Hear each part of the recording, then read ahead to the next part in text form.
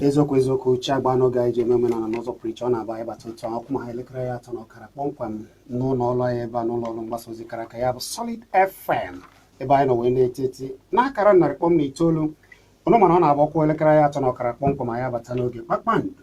Ọ bụ ebe a ka anyị na-akwalite omenala n'ụzọ pụrụ iche. Nkịta ga-apụ iche nwanne ya bụ gwa ha n'ebe ọbụla na nkịta ga-apụ iche maka na anyị were ndị a na-akwalite omenala bịara abịa n'ụzọ pụrụ iche nke ha pụrụ iche. Ihe anyị na-eme ebe a bụ ịkwalite ndụ ọma ndị Igbo na-ebi maka ndị nna nna anyị ha jidebe ya. Mana ndị bịara abịa na-achọzi ihe ọzọ wee sizi n'ụzọ ọzọ wee na-eme ya. Ndị m na ha nọ ebe a bụ afọ m ihe ha na-eme wee pụọ iche wee si mba na ọ dị ka ndị a pụrụ iche na ndị a na-ekwu maka ha na ha ga-abịa kọwala ihe nke ha ji pụọ iche. Tata unu ga-agbaghara anyị ụmụnne anyị ndị Kogi. Ewe m nwanne unu nwoke ebe a ọ nọ ebe a tata. Anyị ga-eme ya atata aka atata ụkwa maka na ihe ọ na-eme bụ ihe njisi na anyị ga-akpọ ha bịa ya na ndị otu ya ụmụ Igbo ụmụ ibe anyị ndị ọzọ na-asụ Igbo n'ụzọ pụrụ iche. Ọ ga-eji ma asụsụ ube ha sụọ jiri nke ị na-aghọta sụọ ka ị wee ghọta ihe anyị na-ekwu n'ụbọchị nke tata. Isiokwu wee bụrụ gịnị bụ oke na ọlụ dịara ndị na-efe ndị ofufe dị iche iche ma bụ ndị omenala ma ọ bụ ndị ekpere dị iche iche n'oge ọgba aghara. Gịnị ka ha na-eme, gịnị ka ha kwesịrị ime? Ya bụ ha bịa n'akara 100.9. Ị nwekwara ike ije na Kpakpando TV na Facebook ije wee kiribe ihe niile nke anyị na-eme ebe a. Ijekwa na YouTube ị ga-afụ nke anyị na-eme ka ị wee na-ekiri ya. Jeso eche ebe ọ na-eje kiribe ya na Facebook ugbu a ị ga-afụ ihe niile nke anyị na-eme n'ụbọchị kịta n'ụzọ pụrụ iche. Cheta na abụ m Chizzy Ani wee na-asị na o ruena oge anyị ji eme mmọnwụ n'ụzọ pụrụ iche. Oge ahụ m ga-eji kpọbata ndị a. Ana m abịa.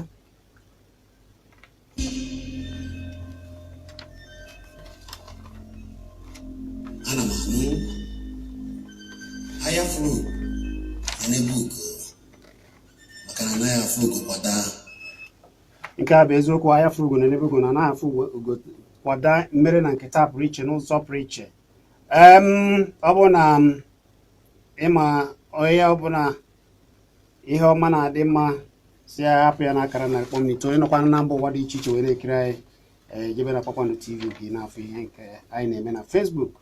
Ọ dị mma. A sị m na m nwere ndị bụ ndị otu na-enyere ndụ aka anọ n'Enugu a. Ndị otu na-enyere ndụ aka. Ụmụ anyị nọgasị n'obodo dị iche iche ije n'ahịa dị iche iche maọbụ n'ọdụ ụgbọala dị iche iche. Ụmụaka anyị fụrụ na-akpagharị ebe a maọbụ na-ebu ibu wee ebe ha si. Ụfọdụ n'ime ha bụ ndị na-enweghịzi nne na-enweghị nna. Ụfọdụ bụ ndị nna ha dara ogbenye nke ukwuu megide enwe onye na-enyere ha aka. Echisa ihe ha ga-eme ha gbabanye n'ahịa wee je na-ebi. Chifuo ha apụta wee chọba ihe ha ga-eme. Oge ụfọdụ ebubu ibu, oge ụfọdụ emebe ihe dị iche iche. Gee ntị ọkwa ịma na aka na-enweghị ọlụ ka ajọ mmụọ na-achọrọ ọlụ. Mere na ụfọdụ n'ime ha nọ na-abụ ndị ajọ mmadụ afụcha ha na-akụziri ha ajọ ihe dị iche iche. Ụfọdụ n'ime ha nọ n'ahịa enweghị ebe ha na-ehi. Azụcha ahịa achọba ebe ha na-ehi. Ụfọdụ mekwa nọ n'ime ụmụ nwaanyị n'ime ha a na-afọtọ ha na-akwa ha iko n'ike na-eme ha ajọ ihe dị iche iche. Ndị a m fụrụ bụ ndị na-eje chọtazi ụdị ụmụ ndị a na-enweghị nne na-enweghị na na-ewere onye na-enyere ha aka. Akpọta ha wee fichaba ha wee gwaba ha okwu ịgba ume. Chọba ihe a ga-eme nke were akara aka achọ akara aka ọlụ a ga na-alụ wee oje mụọ ya. Nke na-enweghị akara aka ọ chọọ ịgụ akwụkwọ ha gbaa mbọ gbachie mbọ ike eje ọgụgụ akwụkwọ ya ha na-agba mbọ a. Nke bụ na ofu n'ime ha ewere ndị were nsogbu ọkachasị ndị a na-ewere ndị aka ebe eji eji na nga dị iche iche ha na-eje nyere ha aka. Nke a ga-agbapụta ụha agbapụta. ya mere m ji ndecha ihe a niile wee sị ọkwa ndị a bụ ndị a na-alụ ọrụ Chineke. Ha sị m na nke ha pụrụ iche na ọ bụghị ka ndị ọzọ si eme ka nke ha si eme. Ya mere m ji sị na nke tata na anyị ga-enyocha wee kwuo ya. Ị bụrụ dibịa, ị bụrụ onye na-efe ndị omenala bịara abịa, ị ga-atọ ntị na ugbu a. Ọ bụrụ na ị ka na ịma nke a na ịma nke ọzọ, ụfọdụ n'ime ha ka ihe niile bịara tata ajụjụ anyị ga-ajụ ha dịka ọrịa nrịanrịa si batagasị obodo, na-achọ ụzọ a ga-eji gwọ ya. Ndị na-ele ọgwụgwọ nsọ anaghị anụzi onu ha. Ndị na-abịa fe mmadụ ajụ asị na onye ahụ dara na ọ natago ọgwụgwọ nsọ. Ndị na-atụkwasị mmadụ aka n'isi ma ndị nwa na-ete mmanụ na ọ natago ọgwụgwọ nsọ ada anụzi onu ha. Wee na-asị gịnị bụzi ihe a kwesịrị ịda na-eme n'oge ọgba aghara, ya bụ na-efe Chukwu efe ụzọ Chineke n'ụzọ dị iche iche, na-eme omenala na-eme ma ndị dibịa ụfọdụ ebee ka ha nọzi. Ya mere ndị a na-enyere ndụ aka bụ Jerry, ọ ga-agwa m afọ ya n'Igbo maka na ọ bụ onye ọkaiwu, ọ bụ nwa afọ Igbo. Jerry a biko ka tupu m na-aga n'iru, anyị mana ihe anyị na-eme bụ Igbo. Gịnị bụ afa gị n'eziokwu? Afa m Igbo m bụ Ọsọndụ Agwụike. Ọsọndụ Agwụike, onye ọkaiwu Ọsọndụ Agwụike, nọrụtụ ife na-ekwu okwu a ka anyị nụ ya ọfụma. Aha m bụ Ọsọndụ Agwụike. Mana ndị ma gị dịka ndị ma m dịka onye ọkaiwu na onye na-agbasa ozi ọma Chineke. Ọ dị ma anyị were onye ukwu ọzọ so ha, Ikechukwu. Nke a bụ afọ Igbo kara aka, evangelist. Igbo bụ Igbo, ana m ekene unu. Mụ a bụ Ikechukwu Ugwu Egbe. Ọ ga-adịrị unu na mma. Daalụ. Ya bụ nnukwu mmọnwụ nọ n'etiti bụ Reverend Canon Joshua Osman. Biko Reverend, anyị ekele gị. Ọ dị Aike, onye bụ Reverend a kọwaa ihe mara bekee onye ọkaiwu na ebe a, mana ihe anyị na-eme bụ Igbo. Ihe anyị ji si ka ọ bịa bụ maka ka ihe unu na-eme na ka esi efe Chineke n'afọ na nke unu pụrụ iche. Na mbido, Reverend, say something to our people. I wish to say good afternoon to all our people that are listening at this time. God bless you all as we rub minds together on the growth of our land. Nke a bụ olu Reverend Canon Joshua Osman. Ọ bụ onye Kogi, ọ bụ nwanne anyị, mana aga m achọ ka i jiri Igala kenekwa ndị Igala, ndị Kogi. Abomire gba. O mere eme. Bẹ́ẹ̀ roka. Bẹ́ẹ̀ la Ikoyi. Yeah. Ademi ka do ola tupu abụọ tuduki abụọ kumani ki numa. Ka ne ki nuyoba oja na elei. Lagi de mecha kadu. Ọ dị mma. Ọ na-anụgoro ya Chineke na-anụ asụsụ niile. O mechaa ka ọ dụrụ. Ihe niile a bụ emecha ka ọ dị n'aka Chukwu akwa ya. Ọ dị ma ka anyị gbapụ ọsọ ozugbo. Dịka m si kwutu na mbụ, ewu ihe unu na-emegasị, m ga-achọ ka ọ bụrụ unu ji ọnụ unu kwuru. Gịnị bụ otu unu bụ ndị otu na-enyere ndụ aka? Kedu ihe bidoro? Ikwu eziokwu, nwanne anyị nwoke Chizzy, ihe anyị na-eme bụ na anyị bụ ndị natagoro amara dị iche iche site n'aka Chineke, maka na ndụ a mụ na gị dị bụ anyị na-ahụ ya n'ọwụ amara nke Chineke nyere anyị. Anyị wee hụkwa na ọ dịkwa mkpa na onye mere amara a na-ejekwa wee na-emere onye ọka mma amara. Dịka anyị bụ ndị otu Kristi kwere dịka okpukpe nke anyị wee dị, ihe eji mara onye nyere anyị ndụ amara bụ na ọwụ onye tere mmanụ o wee na-agagharị wee na-eme mma. O deeche ka abịakwute ya, o ji aka wee na-achọ ndị agha nọ na nsogbu dị iche iche wee buru ike mmụọ nsọ nke tere ya wee na-agba ume. Ndị agụụ na-agụ, ọ na-enye ha nri. Ndị a na-akpagbu akpagbu, ọ na-adọpụta ha n'ọrụ. Onye a bụ ihe eji wee mara anyị. Ọ dị ma onye ọkaiwu, biko nke mbụ ihe a unu kedu ihe mere nwanne anyị nwoke ekwugo ihe anyị na-ekwu kpọmkwem bụ ọnọdụ ndị kwere, ndị ma Chineke. Ị na-eme omenala, ị na-eme nke ọ bụla ị na-ekpere n'ụdị ọgba aghara nọ na ugbu a. Kedu ihe mere nke unu ji pụọ iche? Arụtụ m aka na nwanne anyị nwoke kwugo ka esi agagharị na-eje enyere ndị mmadụ aka, mana ọ bụ otu ndị ọzọ si eme na ndị kwere na ihe ahụ unu kwere? Ọkpụkpọ oku Chineke dị iche n'iche. Onye ọbụla nwere ihe Chineke, onye ọbụla akpọrọ oku nwere ihe Chineke siri ya ka o jee mee. Nke oku akpọrọ anyị na anyị na-agagharị dịka nwanne nwoke si wee kwu n'oge ọnọdụ ịgbochi ọgbaghara anyị nọ na ya na Naịjirịa taa. Anyị na-agaga emechigo ụlọ ebe a na-eje ekpere Chineke. Anyị wee sị na ama mmechi okwu Chineke. Anyị bụ okwu Chineke wee na-aga na ama n'ama wee na-eme ka ndị mmadụ mara na okwu Chineke ga na-aga n'iru, wee jiri okwu a wee na-agba ha ume, wee na-eme ka ha mara na ọ dịkwa n'ihe kpatara na ọtụtụ ihe na-eme n'obodo na-eme. Nke mbụ, ọ bụ na gọọmenti anyị sịrị gị nọrọ n'ụlọ, ọ bụghị na gọọmenti chọrọ ka ata gị afụfụ, kama na ọ ka e wee zọpụta ndụ gị. Oge a dịka onye na-ekpere Chineke, anyị na-eme ka ndị mmadụ mara na-asị gị nọrọ n'ụlọ, gị nye ohere ebe mmadụ ibe gị nọ, gị na mmadụ emetụzi na-arụ.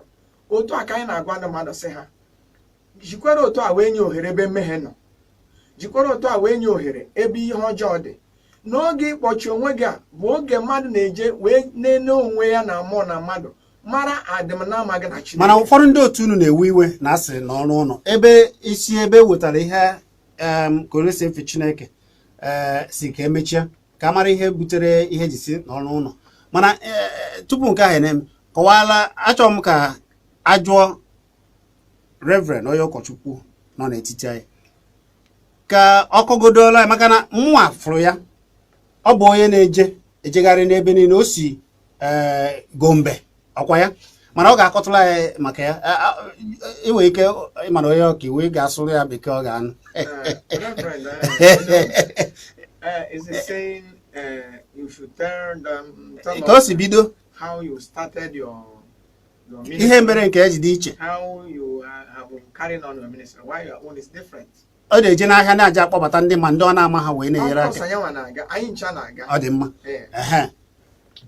I want to appreciate God for this opportunity to at least share with you what God is using us to do.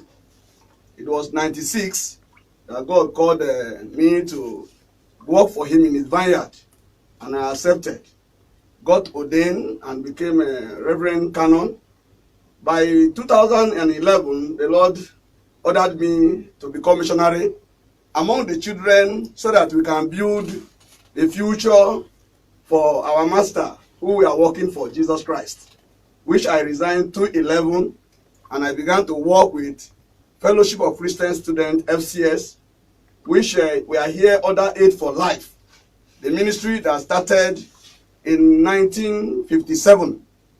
And by the grace of God, the mission of this ministry is to promote the transformation of life of children, students, then youths who are out of school, and through evangelism, discipleship, leadership, and family life development, of which we have been doing since I got to this place over 2 years now.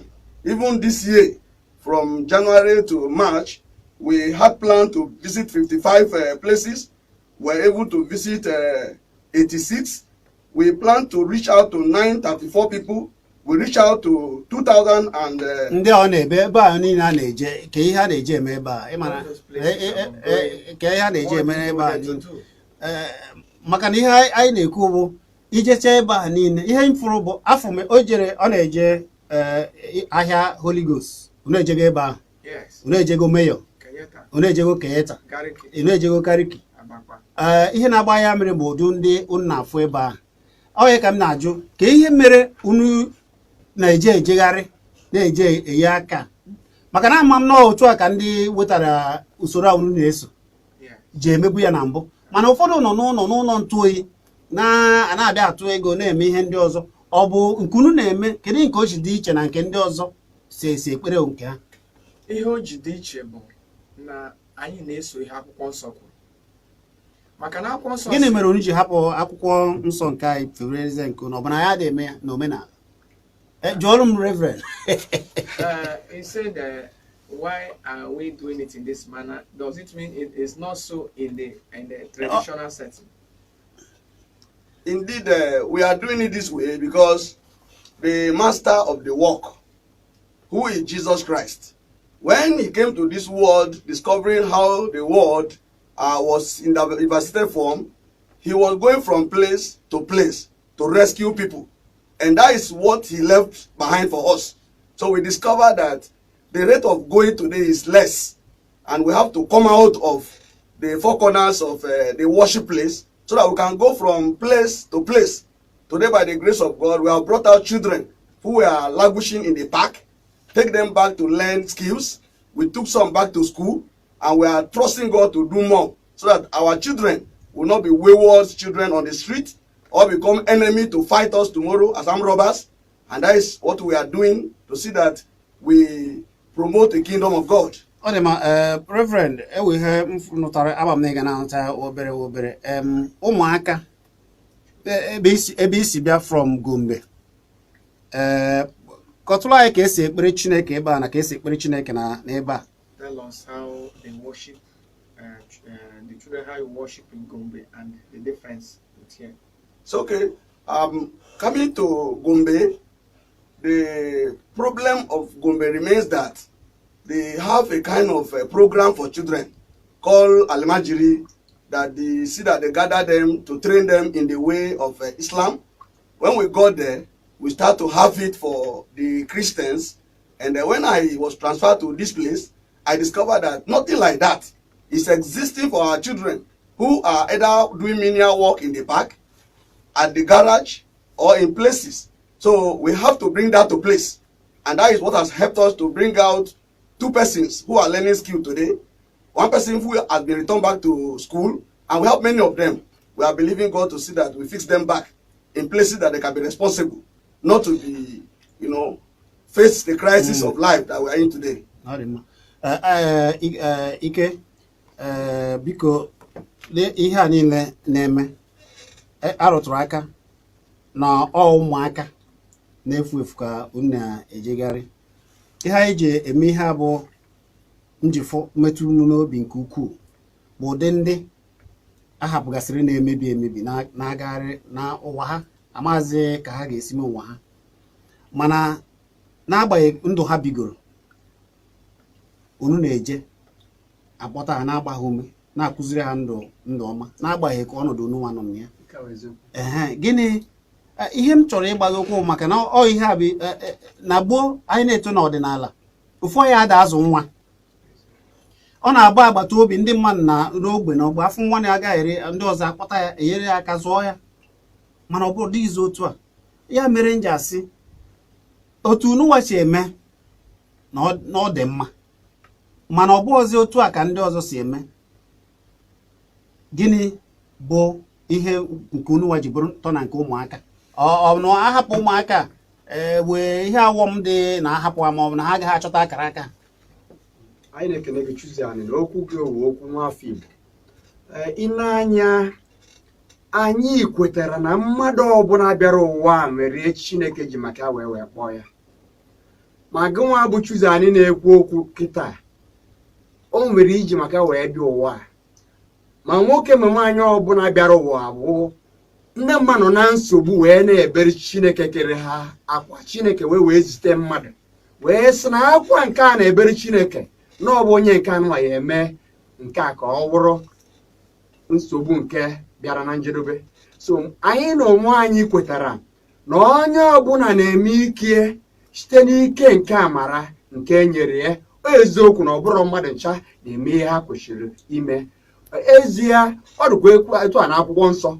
O nwekwuru oge n'akwụkwọ nsọ nke anyị kwenye n'ime oge o nwere nsogbu dị anya, ebutere nsogbu a bupụta ụmụazụ onye anyị na-esogbu Jizọs maka nwatakịrị na-ada kpakpakpa. Okwu ahụ unu kwenyere n'ime o megidere omenala. Ịma ihe anyị na-eme bụ na-ekwu ka unu si weta tupu na-eweta nke ahụ a na-eme anyị na-eme ụdị a na be anyị ilekwa n'anya ọ na-abụ onye na-enweghị ewepụta onye ga-enyere ya aka echịkọ aka n'azụ afọ nwata na-ejigharị enyere ya aka zụọ ya ka ọ ghara imebi mana ikwucha ka onu si mụta ya tupu na amụta iwe ka anyị si eme ya ịgwa gị eziokwu ọmụafọ ka ewu ka anyị si eme ihe ọbụla oge m bidoro okwu na-ekwu nsị na onye anyị na-eso bịa wee na-agagharị wee na-eme mma onye ọbụziri nke anyị nwa na-eso n'Igbo sobezi onye ọzọ mba enyemaka ọbụla dị mma dị mma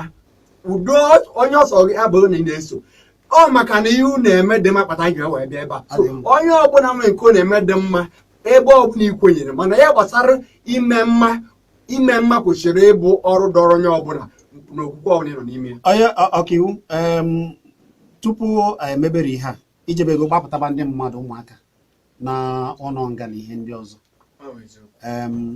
oge mụ na Reverend na-akpa nkata ịgwa gị nke bụ eziokwu ihe ọ metụ okwu ji kwuo bụrụ na ihe ndị ọzọ ndị ekpere ndị ọzọ na-eme bụ ịchịkọnata ụmụaka n'oge ka ha ghara imebi na-akụziri ha usoro ha ga-eso mana ọ dịghị otu a mana ihe ndị okpukpere ndị a dịka ndị ọbịara abịa ụfọdụ n'ime ha bụ ndị okenye ka a na-ezo ka e wee amagoro na ndị a ga-abịa na a ga-eburu ha amụma eme ihe ndị ọzọ tụọ mana na-ejide ụmụaka kụziere ha ụzọ ha ga-eso n'oge ha agaghị esi n'ụzọ ahụ pụọ gị nwa bidoro n'oge na-eje ndị aja daghagoro ụzọ ahapụgoro n'ogbe anyị ị na-eje ebe a na-eme enyere ha aka nke a bụ usoro ozi ọma na nghọta nke m ọkwa ya gịnị gbara gị ume iji si mba ka ijebe otu a n'agbanyeghị ebe niile ma kwụrụ gị ụgwọ ma akwụkwọ ụgwọ ka ije gbapụtaba ndị ụfọdụ a na-ekpebeghị a na-amabeghị ikpe n'ọnụ nga dịka nwanne nwoke kwuru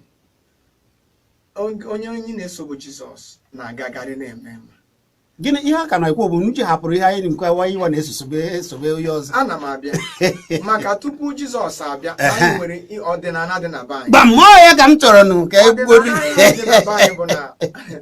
ndị be anyị bịa n'oge oge gara aga tupu ihe ndị a niile ekwue maka Jizọs ndị be anyị na-eme na onwe nwatakịrị ihe dakwasara maọbụ na o nwere nna maọbụ na o nwere onye enyemaka ndị mmadụ na-abịa ụmụnna ndị ikwu na ibe abịa nyere ya aka gbazieri ọnọdụ ka o wee baa n'uru ọ bụkwa na onye ahụ nwere ebe ọ daba na nsogbu na ndị mmadụ ga-apụtakwa jee nye aka ka agbapụta ya na nsogbu so oge dịka mbụ onye ọkaiwu na ihe nwere ka ị na-enye mmadụ enere m anya n'oge anyị jere ije na ụlọ mkpọrọ maọbụ na be ndị polisi ị ga-ahụ na o nwere ndị okwu ha bụ okwu na-enwere isi hụ na ọbụla na-emegbu onye ahụ na o nwere mmadụ maọbụ na o nwere onye ga-ekwuri ya n'ọnọdụ dị otu a na anyị na-abata n'ọnọdụ ahụ anyị wee sobe okwu ahụ anaghị m ene anya ma enyere anyị ego maọbụ na enye ha anyị ego anyị ga-emegide enwere ọtụtụ o bidoro since 2013 o nwere ma nke mme na Delta steeti Mrs. onye jụrụ ụwa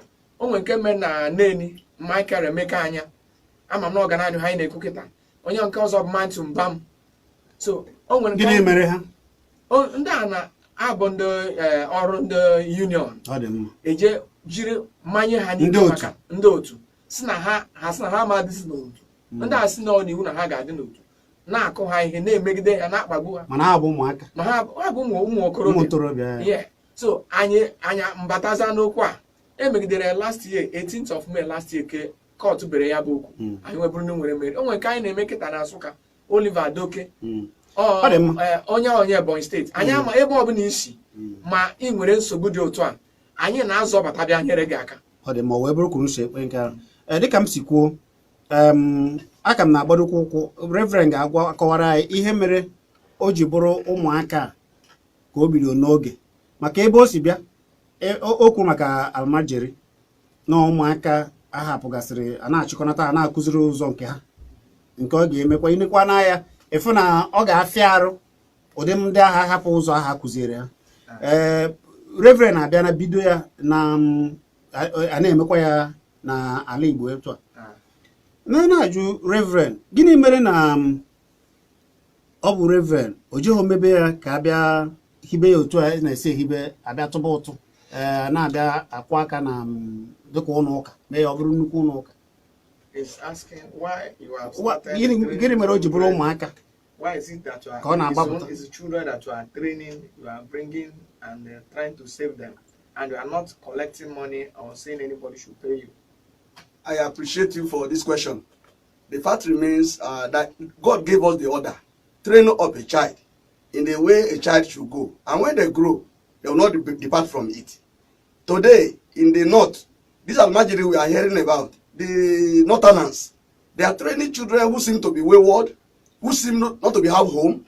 But in the east today, we don't have any program functioning to train children who are abandoned. And today, our parents, because of hustling for survival, the father is hustling, the husband, the mother is hustling. Children are almost abandoned. That is why our society is becoming bad.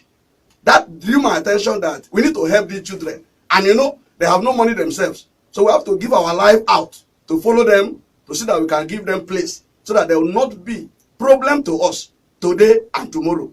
That is the reason why we took it to this work, to the garages, to the parks. And by the grace of God, this our brethren has been of a great help. Okay. In the garages and parks, tell us your experience.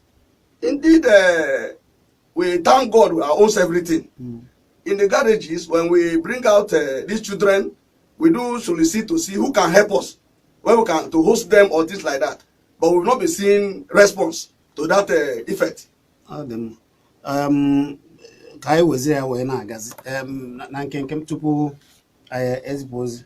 Achọrọ m ka ị jụọrọ m Reverend ka o si fụ omenala na kunu si ekpe ya, kedu ihe dị iche na omenala, enwe ihe dị ọjọọ na omenala? Is there any difference or is there anything bad in our tradition and the way you are doing it now as a Christian? No, of a truth, tradition value training up of children. But it's like things are falling apart in this today, that children are left without training. When there was not even anything like religion, Christian or Muslim, our tradition trained children that fear their elders, that fear the elderly ones. But today things are like falling apart. That is the reason why we took to where they are in their numbers to help them. Little did we know that even we that are from the east that are not thinking about it, the Muslims, they are right in our own park in the east, also training our children to follow the way of Islam. And that is the reason to convert them. To convert them. And that is the reason why we need to rise up. Both the parent and whoever is in the east, our eyes need to be open to our children who are languishing. Yes. As I'm talking now, as we are in this coronavirus lockdown, children that are doing menial job, they don't have menial job now. What they are eating now, where they are staying now, only God is the one that knows. And this is what our eyes should be open to. Because if you go to the north, that's why you are hearing Almajiri today. Government use their money, politicians use their power to help the children. So we have to look to the children who are the others has. That is where we are indeed begging our society to join hand with us, both the parent, both the government, and both the whole society, so that we can help our children not to become Muslim tomorrow and start pursuing us from our land, or become armed robbers, or become mad people that will start crying about. Ikechukwu biko ka ọ dị ka ihe ọkaiwu chọburu ikwu. Ewe ihe chọburu ikwu oge Reverend na-ekwu. Ihe chọrọ ikwu ịkwado okwu ya bụ na ajụjụ jụrụ ma onwe ihe dị iche na omenala na ihe anyị na-eme ugbu a. Isiokwu ya bụ na onwere ihe dị iche maka ebe o kwuru n'akwụkwọ nsọ kwadoro ihe a na-eme n'oge gara aga na be anyị. Ilu amaokwu isi nke iri abụọ na abụọ na amaokwu nke isi. Ọ sị gị zụọ nwatakịrị ụzọ oge esi wee gaa. Anyị na-ekwukwa ya na ma a sị na ihe ọbụla kwuru ihe ahụ edere ya gwụrụ unu. Anyị na-ekwu bụ gwa anyị ka anyị si eme ya. Ewu ilu nna gị tụọrọ gị maka gbasara ụmụaka ịma nna gị ochie gbasara ịgụrụ nke ndị ọzọ dere n'akwụkwọ. Gwana anyị nke ka anyị si eme nke anyị na be anyị.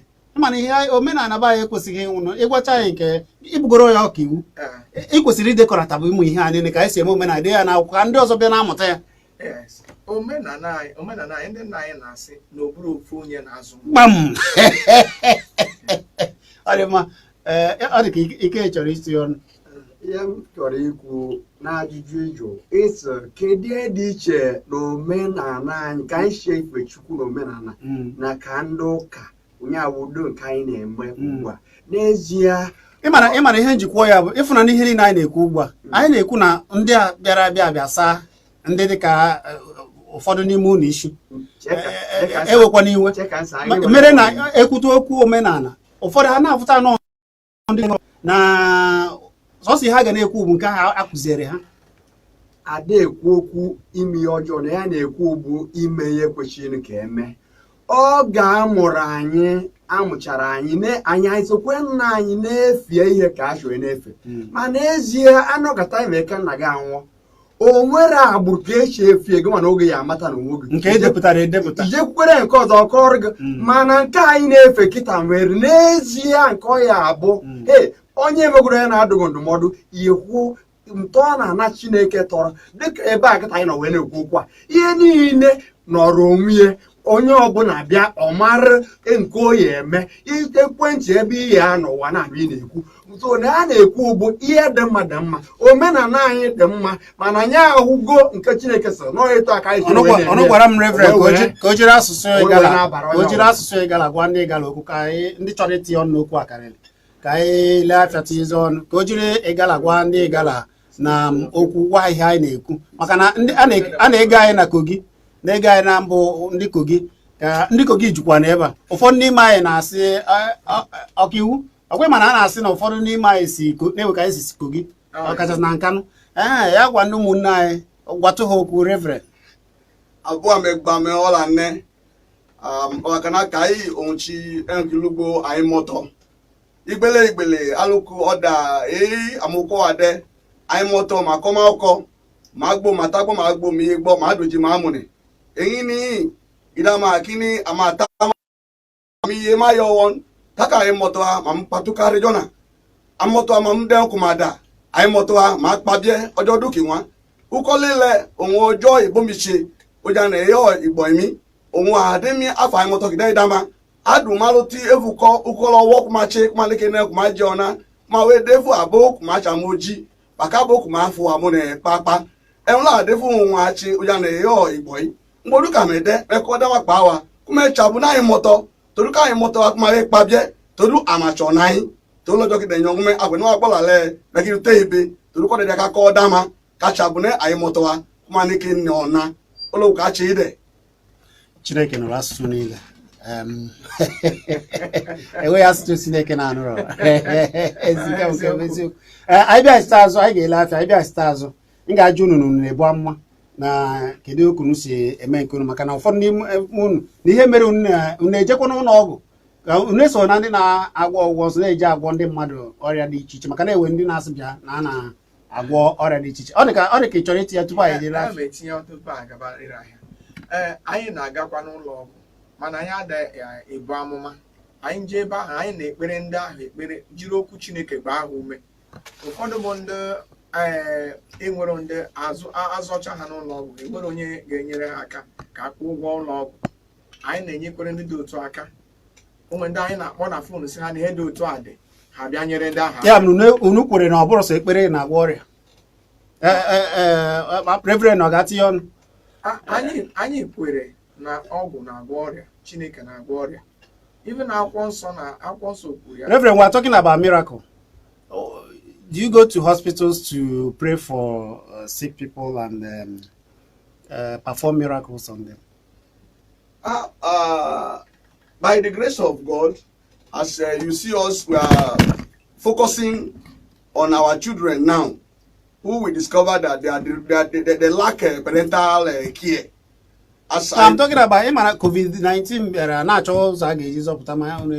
Yes, for COVID-19, what we did right now, because we cannot gather people again in their number, we have already put a horn speaker on our vehicle, and we go from street to street, reaching out to our children, as we have been saying, and their parents, telling them what COVID-19 is all about, to obey the issue of washing of hand, social distance, the issue of how they should be careful to stay in when there is nothing to go and do outside compulsory. So what's your view about miracles or miracle? Yeah, coming to miracle, miracle is what comes from God. And God's instruction is that when you are on outgoing, reaching people, the miracle will come on its own. Miracle is not what you open one house, you say, come and collect miracle. They don't come and collect miracle anywhere. What Jesus said, go and make disciples of all nations. Then miracles will follow you. Signs will follow you. That is the reason why even we, as we are on the go, we believe we are with miracle. We are with signs and wonder.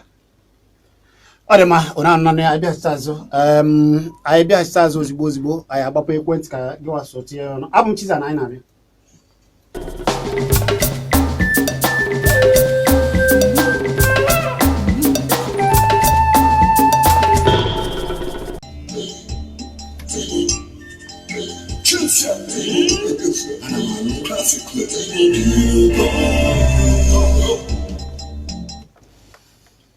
Ọdịma, ọ bụ Kpakpando ka ị na-ege n'ụlọ kara aka anyị gwere chichi n'akara na rịpọm na itoolu. Cheta na anyị na-eti eti, ọ bụ m na ndị na-enyere ndụ aka na-aja akpọpụta ụmụaka na-ewere nsogbu na-ewe ụmụ ogbenye na-enyere aka nọ n'ọnọdụ dị iche iche, ọkachasị n'ahịa n'ọdụ ụgbọala dị iche iche ndị gbafuru si na be nna ha na be nna ha gbafuo a na-eje chịkọta ha na-enyere ha aka.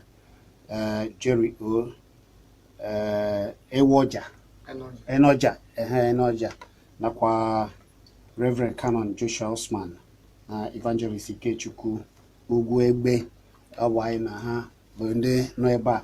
Cheta na ị nwere ike ije kiri anyị na Facebook na ije na Kpakpando TV, ikiriba ijekwa na YouTube na Kpakpando TV ga-ekiri anyị. Tupu ndị mmadụ chọrọ itinye ọnụ n'okwu a, mana tupu a na-atinye ọnụ n'okwu, achọrọ m ka mara ka Reverend ji afụta ọnọdụ ụmụaka na-anọ n'ume ahịa mere o ji emetụta ha n'obi. Yeah, the children in the market are going through a lot of things that nobody seems to know. Ka ihe mere ha ji agbapụ, ka ihe mere ụdị ụmụaka ji n'ime ebe a. Like they are there, most of them that we interacted with them, some because they lost their parents. As orphans, they are there. Some because their parents could not take care of them as in competent to take care of them. And some are there because of many challenges of that are in different forms. But again, in that place, they rent wheelbarrows so that they can do a day job. From there, they pay the owner of the wheelbarrow and a little out of it to be able to feed themselves. But the worst of all remains that right in the night, they are part of those that are there as the custodians that are doing everything to initiate them into society and also training them in bad characters. How to smoke Indian hemp, how to do many evil things. Robbery, even homosexual is among them in that place. I was so surprised when I get testimony of in the night when they are sleeping, they go and put fire on the rubber to be burning one another inside the park. Ọdịma, anyị ga-ewebezi okwu, anyị were okwu pụta tupu na na-akpọ Ike chọrọ itinye ọnụ n'okwu, mana akara ekwentị ga-eji wee tinye ọnụ n'okwu bụ 090 9771109 maọbụ 09023111009. Ike, kedu ihe ị ga-ekwu? Ndị dozie na-ajụ anyị isiokwu anyị bụ ọnọdụ ndị na-ekpere chi ma omenala ma ndị ọrụ na-ekpere chi bịara bịa oke na ọrụ dị ọrụ ha n'oge ọgbaghara na obere ka ndị mmadụ wee tinye ọnụ. Ya na-ekwu maka ya bụ na ụmụaka bụ n'ezie ụfọdụ bụ ndị ishikebe kpọpụta ha, nne na nna ha ya na-akwụgharị eche na ka ha ji aka akpata ego ha eji wee zụọ ụmụaka ha mee nke mere nke ha bịaza ahụ na ọrịa ha chere ha wee tọza atọ. Ụfọdụ n'ime ha bụ nne na nna ha na-achọ ka anyị emechakwa ndị anyị kpọpụtara nne na nna ha na-ekene anyị na-asị ha n'ote ga achọrọ onye dị etu a, anyị wee na-emekwa ka anyị ndị gbafuru agbafụ eche na ha efugo ha chere na ha bịara ọnwa na-abụọ ha akpata ego wee mee ya chọrọ ime abịaza atọ ịnakwụzie abụrụ nsogbu. Ọkaiwu ụfọdụ n'ime ha bụ ndị amụrụ na ekwu ndị oyibo na-akpọ ya single parents. Oge nne ha nụgharịrị di ọda adabasị ha pụtawazi na paakị. Ụfọdụ obodo bịara na Enugu ịbịa nọrọ na be mmadụ wee gbara mmadụ odibo, ha eshibe onye ahụ wee gbapụ wee gbabata na paakị. And paakị a bụ ebe o nwere onye ọ dịka gasị no man's land, o nwere onye nwe onye ọbụla ịbịa ebe ahụ ihe onye fụrụ owere. So ọtụtụ ndị a bụ ndị nọ ebe ahụ. Ụfọdụ obodo akpọchiri na polisi maọbụ chi n'ụlọ mkpọrọ pụta, amarọzi be ha, amarọzi ihe ọzọ ha ga-eme. Ọ bụrụ paakị ahụ bụ ebe ha ga-agbaba. Ọ dị mma, ewegoro ntị na-atị biko gwa ya afa gị na-ebe isi akpọ. Afa gị na-ebe isi akpọ. Afa gị o na-ebe isi akpọ. Ọ dị mma ka anyị webezi okwu unu ugbu a 09097711009 maọbụ 09023111009. Gwa m afa gị na-ebe isi akpọ. Ekene gị nwanne, ndị ka email. Ya dịkwara gị ihe mma. Peter Olisa ndị ka Olisa nwanne, ndị ka email na-ebidogo ahịa.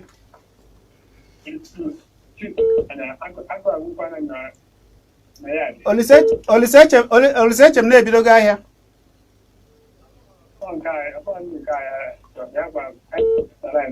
Ngwa tie ọnụ okwu nke anyị ji tie ọnụ okwu.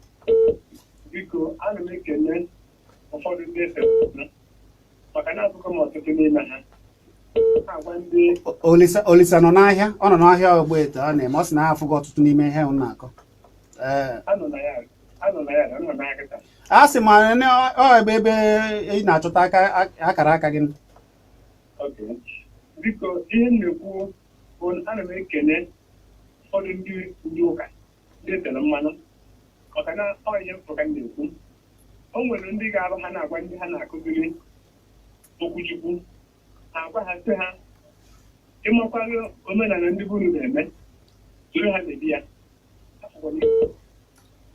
Mana ndị ọ na-ewuta mbụ ndị na-akọta omenala ụlọ nke ndị bịara abịa bụ eziokwu, a na-alapụ ndị mmadụ ka ọ dịgoro metu a. Daalụ nwanne, daalụ. Reverend, a na-ekene unu. Gwa m afa gị na-ebe isi akpọ. The man was afa gị na-ebe isi akpọ.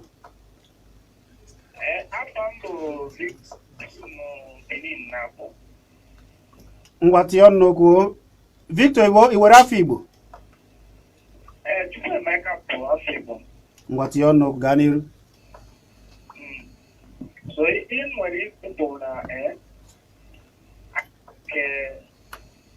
omenala dịka ị na-ekwu, ihe mere na ọtụtụ ndị mmadụ anaghịzi enyere ibe ha aka bụ na ọ dị ọtụtụ ihe ndị mmadụ na-eche abụghị otu o kwesịrị ezi.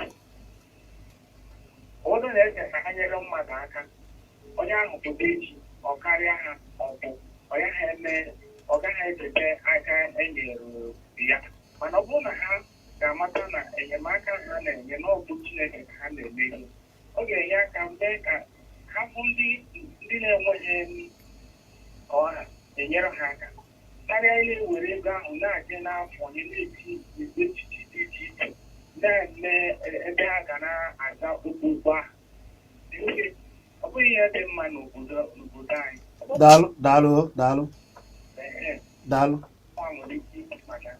Daalụ.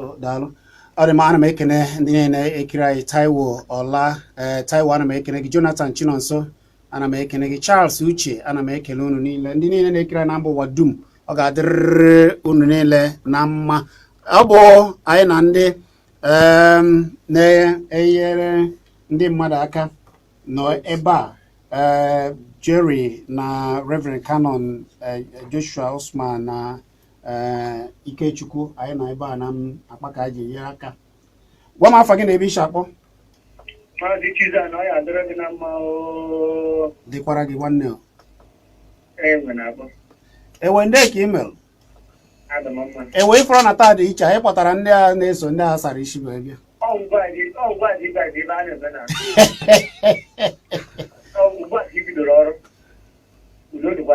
dekwara gị gaa n'iru. Ekemeka m gaa na mana Chizzy ihe eme ka ha bịakwa ọzọ na ya adị ọzọ etu a n'ọzọ eke mana ndị be anyị na-anụtụ bekee maka onye nke gị nsụgba bekee. tụọ ahụ onwe ya ọfọma. Reverend, they say he's inviting you again. Man, I ga-ahaziri ha ụlọ. Ngwa gaa n'ere ewe. Agadịte okwu nketa maka Chizzy.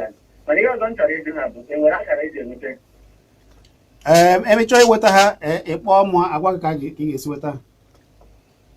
Ngwa na ọ ya dị mgbe. Daalụ. Ma ọ bụ ije na Facebook, ezitere m ozi nzitere ha. Ọ dị mma ka ị ga-esi weta ha eme ha kpọọ m agwa ka ị ga-esi weta ha. Daalụ. Afọ gị na-ebe isi akpọ. Ana m anụ ihe na-ekwu ndị ebe isi akpọ. Ekelekwa gị nwanne ndị afọ gị. Ndụbụisi ọ ga-adịrị gị na mma. Otu ahụ ka m si ekene Charles Ude na-ekiri anyị ọ ga-adịrị niile mma. Gaa n'iru.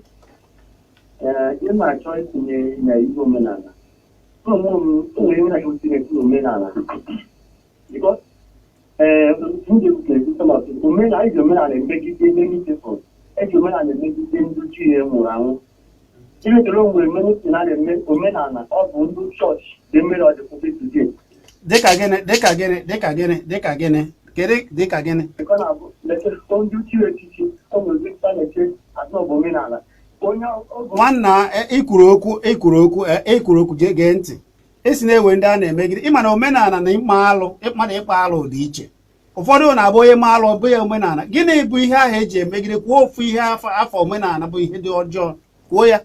Dịka m na-agwa gị, o nwere ike ọ na-abụ na datị ọ bụ na onye chi ochichi ọnwụ akpọrọ onye ọzọ akpọta onye ahụ ihe na-emebi lere tinyere onye a n'ala eburu onye atinyere onye a n'ala akpọrọ otu echichi ya anyị na-enye bụ omenala anyị uche azụ. Biko ewe n'iwe. Kedu obodo ihe ị na-ekwu bụ na ewe ndị ji mmadụ eyi mmadụ n'obodo ebe n'ala Igbo biko.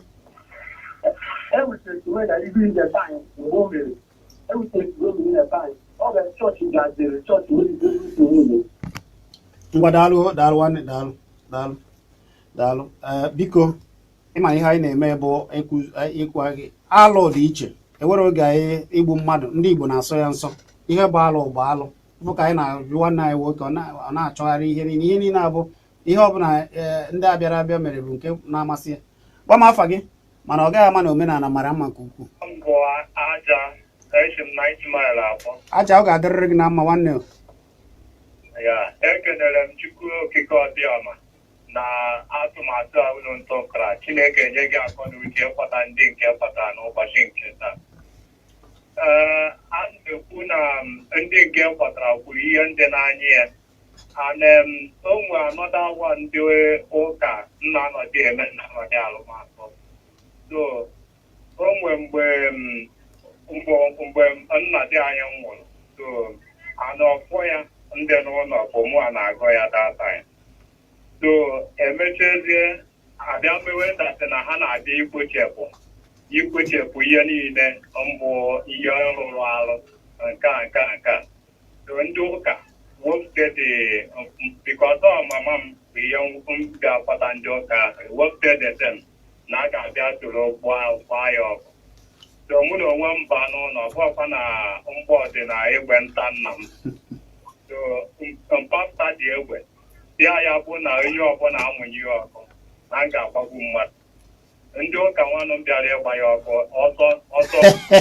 ọsọta mparakwa ọkụ nna m jekwego ọkụ otu nchi agọ. Daalụ nwanne m ọ ga-adịrịrị gị na mma. Biko ha kwụsị imebi ihe ndị omenala. Jide nke ha ka unu ga-agwa Reverend na unu na-eji ụdị ahụ. Ngwa daalụ a ga-ekwu ya. Daalụ. Ka ihe unu na-akpọ ya family deliverance. Akwa ya ka unu ji asụ ya na bekee. Ọ na-ajụ unu na-eme. Reverend ga-agwa anyị na na-eme family deliverance. Gwa m afa gị na-ebe iche akwa na nkenke. Odogwu mmụọ. Olisa biko bee ya nkenke o. O nwere onye kwuru okwu n'ikpeazụ wee chọọ ka Bee ya nkenke. ana m onye ọbụla ihe ọbụla onye mmadụ ọbụla na-eme onye ahụ kwụba aka ọtọ maka ụmụ onye ga-abụ metọrịta ihe o mere mebi ya ọtụtụ ndị omenala na-eme ya onye chọrọ ikwu. Daalụ Olisa, daalụ. Gwa m afa gị na-ebe ishi akpọ. Wabaeze, ịma na Wabaeze ọ na-abụ emesịa ife a na afro udene ọ dịka ihe o mere na be ndị mmụọ. Ngwa gaa n'iru Wabaeze. Chizzy, nke bụ eziokwu bụ na isiokwu unu taa mara maka ikpe na eziokwu aka azụ dị ya. Ụmụ ndị ahụ ịkpọtara ebe ahụ ihe ha na-ekwu dete mma na ntị ha maara ihe ha na-ekwu maka na mụ ọbụ nwa bụ eze ana m eji ọkpụ wee na-aga onye mere Chukwu ka ihe m ogologo ndụ ma ruo taa.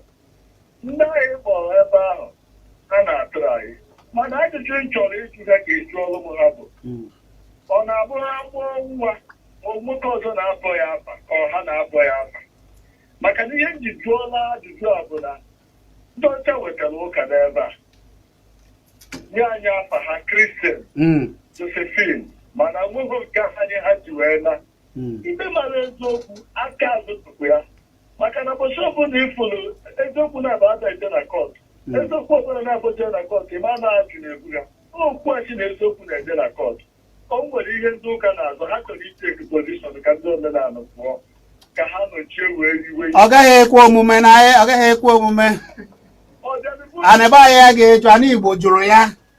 Ha sị na ihe ha na-ekwu bụ eziokwu ha wezụrụ afa nke anyị zawana ka ụta anyị si ada nwabeeze na-ada nwabeeze. Ọkwa ya ka m na-ajụ ha gwa ịma na oge m jụrụ ọya ọka iwu n'okwu ngwa daalụ ka m jụzie ka ha saa ya. Ha bịasị na afa anyị adịghị mma na afa nke ha dị mma na ụka anyị omenala ya adịghị mma na omenala nke ha dị mma ụmụnne m nọ n'ebe ahụ gbaala onwe na eziokwu nwoke ọzọ abọzinara ụlọ nwa ụlọ afa were aka tụọ onwe gị afa ihe na-akpapụ onye ọcha bụ ịtabacha baịbụl ahụ ebe anyị ka ị na-akwụsị. Daalụ ekene gị Ikechukwu na-ekiri anyị. Davidson Jackson ọ ga-adịrịrị gị na mma. Ọkaibe afa gị bụ afọ nna zaba n'afọ Igbo n'ụkwụ ụnụ ka Wabaeze si kwuo ya ka anyị bido na ebe nọ ma ịkọwara Reverend ihe kwuru. Reverend enwe ndị na-ajụ si gịnị mere unu ji aza afa ndị ọcha aza afa ndị ọzọ omenala gịnị mere na ụfọdụ na-eme alụ dị iche iche na ihe ndị ọzọ mana ndị na-eto unu na-etokwa unu n'ihe unu na-eme. Anyị ga-ewere ya ịkọwara Reverend ka ịsacha ya ike anyị bido na ike emechazie arị nwere ya nwayọ na nke maka na oge na-asa anyị kwarapụ ike ịnụrụ ihe a jụrụ na nchịkọta okwu niile ndị mmadụ kpọrọ kedu ihe ị ga-ekwu? Ndị niile kwuru okwu ha kwuru okwu ka ndị maara ihe maka na ọ bụ nya bụ ebe nsogbu a niile bidotere. Afọ a na-akpọ Kristian n'ọnụ oyibo ọ bụrụ afọ onye anyị na-eso kpọrọ anyị. Onye ka unu na-eso? Ka m bịa onye anyị na-eso dịka anyị mabụ ndị nzukọ nke Kraịst na ọ bụ ndị na-akpa agwa ndị mmadụ kwuru ndị agwa ha na-eso unu hapụrụ ihe nna unu na-eso sobu ihe ọzọ hapụzie nke ndị nna ndị ọzọ na-eso. Etu a kịta gị ma bụ Chizzy anyị nọ egosi nke anyị na-eso na ọ dịghị mma ya ka ị na-ekwu. Nke anyị na-eso dị mma. Gịnị ka unu ji hapụ ya zabazikwa afọ? Ọ jụrụ ajụjụ gịnị mere nwoke ọzọ ga-eji na-aba unu afa mba ọzọ na ahapụ afa nna unu? Ọ bụrụ afa ka ọ bụ na asị na ndị a na-akpa agwa dịka onye zụrụ ha. Asị na ndị a na-akpa agwa dịka onye zụrụ ha. Ọ bụ ndị hụrụ agwa ndị mmadụ ndị na-esi na-ebi ezigbo ihe ha na-eme ka ha si enyere obodo aka ka esi atọ onye ekere agbụ ka ha ji esira ndị a na-akpa agwa dịka onye maka oge azụgo anyị kwara ewere iwe ụbọchị ọzọ ndị mmadụ asụgo na a ga-abịa n'ụbọchị ọzọ na nkenke ịkọwara Reverend ka Reverend chịkọtazi okwu ọnụ ka anyị na-apịachi ya. Kedu ajụjụ gị ahụ ajụjụ ndị mmadụ na-ajụ bụ ihe mere unu ji hapụ afa unu na-aza afa nna ihe nna unu na-eme jemebe ihe ndị mba ọzọ. Ịma ihe mere aha na-aza oge wetara kristian maka okwu Chineke n'ala Igbo, ha wetakwara aha Igbo, mana ị na-anya otu anyị na-egbo nwere onye anyị na-enwere aha Igbo. Gịnị mere unu ji hapụ ya zabanụ nke ha? Anyị na-aza aha Igbo. Maka ụfọdụ weburu ọkwa jụrụ m aha m ebe a sị gị na ọsọ ndụ agụ. mana nke ị denyere m ebe a bụ na itu onye a. Enwere m aha Igbo nwee aha Igbo. Ọ ya ka anyị na-ekwu, gịnị mere na ịza aza afọ Igbo? Ọ dị mma Reverend. Ịkpọ m aha Igbo na nna aza gị. Ọ dị mma. Ma ọ na n'ụlọ kịta ihe ndị mmadụ ji mara mba aha Igbo a. Reverend, in summary, Why Christian name? gịnị mere a ji aza afọ? In summary, because we are signing out. No, it's part of the mistake that we have today. In every good thing, there is bad thing. When Christianity came, those that came with it almost want to throw away everything that we were having. But not all were bad. So in a way, it's part of the mistake of the missionaries that came. If not, our name, not that it's bad. Like as you see me today, my name is Eneojo. Eneojo in my own land is man of God. That is so, Kogi. Yes, Kogi. So man of God. That is Eneojo. So it's part of the mistakes that the Westerners that brought the Christianity came with. Like our dressing. They are very rich in the eye of God. This Western dressing today is what has corrupted our land. So we have rich tradition. Only Jesus came to, make us close to God. Our things are not bad. So your message as we sign out. My message is to appreciate all our people and let all of us put our hands together to train our children in the way of God. They are the only hope of tomorrow. If not, tomorrow have no hope if children are neglected. The parents, the government, let us put hands together and train our children in the way of God. That will give hope to our Nigeria, our Enugu, and our Igbo land. Thank you very much. Ọ ga-adịrịrị gị na mma, ọ ga-adịrị unu niile na mma. Unu ananụ ya, ọ bụ mụ na ndị na-enyere ndị mmadụ aka ka ndị mmadụ bie ezigbo ndụ bụ ndị otu Aid for Life, ya bụ ndị agha Aid for Life dịka ha nọ na Maryland n'obodo Enugu ebe a. Anyị kwuru maka ka ndị na-efe ụzọ ekpere dị iche iche ihe a kwesịrị ime na okene ọrụ dara n'oge ọgbaghara. Jerry na ebe a, mana Jerry ọ sị na ya were afọ Igbo, mana amaghịzi m afọ Igbo ya. Jerry gwazie na ya afọ Igbo gaa. Asị m afọ Igbo mbụ ọsọ ndụ agwụike. Ọsọ ndụ agwụike, ọ ga-adịrị gị na mma. Ikechukwu Ugwu Egbe, ọ ga-adịrị gị na mma. Ike dị na Chukwu. Anyị na Reverend Canon Joshua Osman nọrịrị, ọ ga-adịrị nwoke ma dịrị nwaanyị mma. Ekenena m ndị niile ekiri ya n'ụzọ niile nọ na Facebook na Kpakpando TV na-ekiri ya na mbụ niile, ọ ga-adịrị niile mma. Cheta na omenala anyị amaka. Onye ọbụla na-eme ihe ọma ya jisie ike, ma ya hapụ na omenala, maka na omenala anyị dị mma. Ọ ga-adịrịrị ndị Igbo niile mma. Cheta na abụ m Chizzy Ani, ọ ga-adịrịrị ndị Igbo niile mma. Ka ọ dị n'o.